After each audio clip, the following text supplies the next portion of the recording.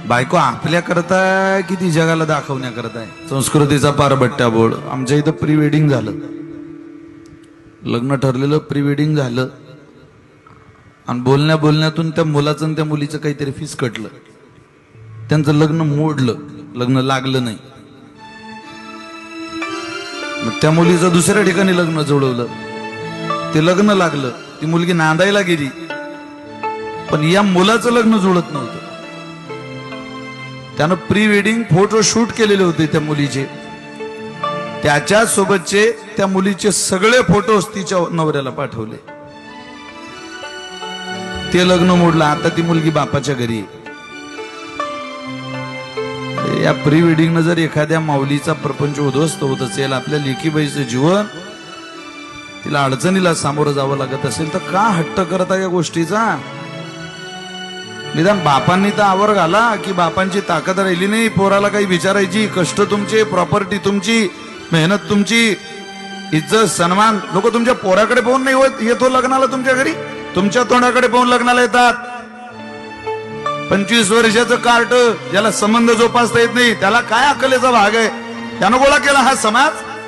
तुम्ही गोळा केलाय आयुष्यभर चांगलं जगून मधमाशी सारखा, त्याला काय अक्कल आहे?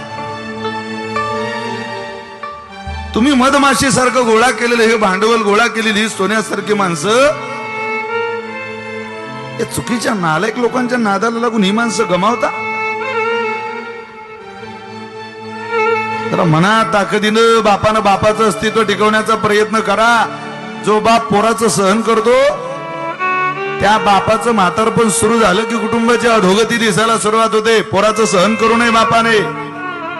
खाण्यापिण्याचा लाड, तुमच्या पोराला आयफोन घेऊन द्या, भारीत भारी गाडी द्या, भारीत भारी 4 व्हीलर द्या, सोनं नाणं घालायला द्या, पण तुमचं घर उद्ध्वस्त होईल, तुमच्या घरातल्या संस्कृतीचा नाश होईल. अशा चुकीच्या प्रथांचा लाड तुमच्या लेकराकडून तुम्ही खपवून घेऊ नका. भागवताचा आवाज आहे तुम्हाला, ऐका या विशाल महाराज खोलेचं एवढं, मी तुमच्या पोरासारखा आहे. नुसतं बरं वाटण्याकरता नाही आपल्या कानाला हे. तुम्ही तरी म्हणा, तरुण पोरीने असा आदर्श जुळवा, मी त्याच मुलाशी लग्न करेल, ज्याला प्री वेडिंग नको, कुठलाही लग्नातला अपव्यय खर्च नको. विराट कोहलीचं लग्न 200 लोकांमध्ये झालं, महेंद्रसिंग धोनीचं लग्न 200 लोकांच्या आत झालं. तुम्हाला मला काय उताला इतका पैशाचा? त्या लोकांचा पैसा सेकंदावर मिळवला जातो, सेकंदाला कमाई आहे. आपला बाप महिनाभर जॉब करतो कंपनीत, तेव्हा कुठं 30 तारखेला पगाराची पत्रिका घरी येते. घ्या तुम्ही निर्णय.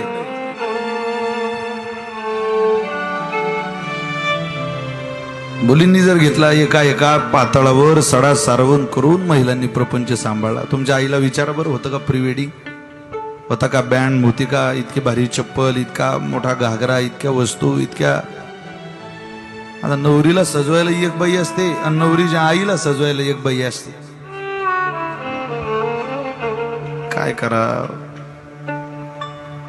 बरं? हे पटतंय तुम्हाला माझं? म्हणजे हे चाललंय तुमच्या भागात, मी पाहतोय ना ते. ऐका नका ऐकू, सांगणं आमचं काम आहे.